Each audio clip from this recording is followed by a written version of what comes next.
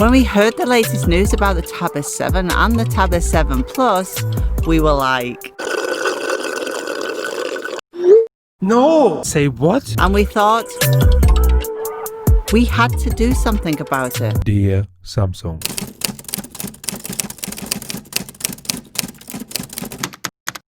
But then we thought maybe it just makes sense. And when you look at the current conditions for the tablet sales worldwide in this current climate, you will probably notice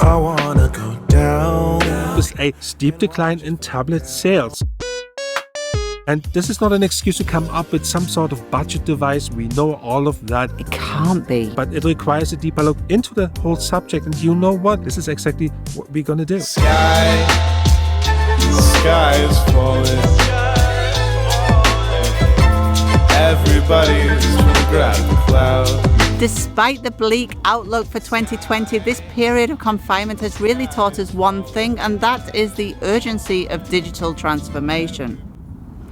Boah, that was a mouthful. So what does it really mean? Well, for tablets, it means that projects at local authorities and education, for example, will be at the forefront, so they are absolutely ready should there be a second wave of the pandemic. But what does it mean for the Tab S7 and the Tab S7 Plus? While the Tab S7's 11-inch display will have a 120Hz refresh rate, the panel is LCD, not OLED like you can find on previous Galaxy Tabs, and that seems like a notable downgrade and may entice many of you to spring for a more premium Tab S7 Plus, or maybe even stick with the Tab S6 you have already, or maybe purchase that on a good day. But if you put yourself in Samsung shoes and look at the current market, I kind of sort of understand what they're doing, although it is not what we are hoping for. On the other hand, it makes a purchase of a Tab S7 that much easier. It is basically black and white. For the Pro version, you will just need to invest a bit more money, and then you will get all the bells and whistles. It also looks like the Tab S7 will have a bit more battery life than the Tab S6, because the battery is claimed to be 8,000 mAh. Is a bit more than the Tab S6 has in terms of capacity, and that makes sense to have a bigger battery, as the higher refresh rate will just use more juice. And as for RAM, we know it's between 6 and 8 GB. We could see a 10 GB option. Storage capacity has been confirmed,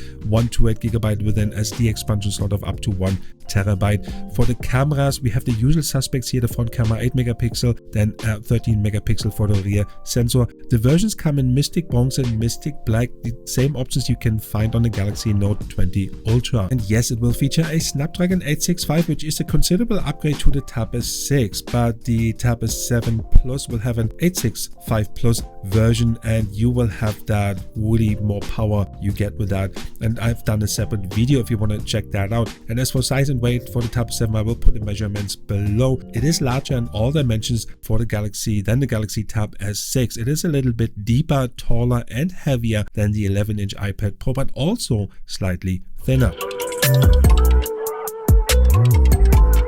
When it comes to the S Pen, that can be stored in the slot on the back of the tablet like on previous Galaxy Tab S series devices. Personally, I'm not the biggest fan of that, but you guys have to decide. And yep, we still have that stylus air gesture, even though the feature wasn't really widely appreciated, but it is making a comeback. By holding the S Pen button and making specific motions, you can do a few different things, and I will just have the illustration here below.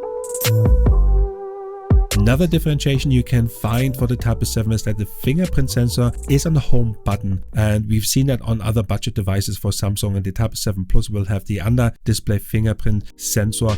And you know what? It is a feature often seen on recent flagship Android phones.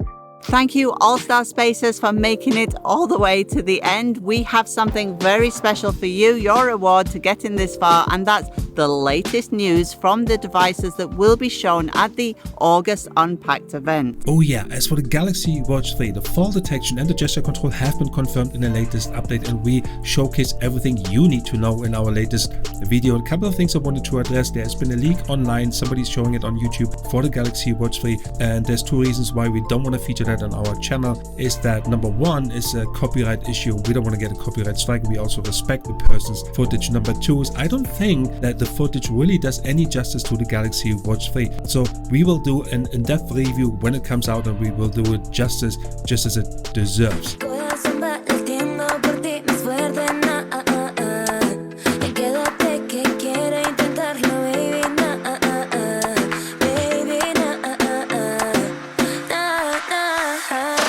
Thank you for being You.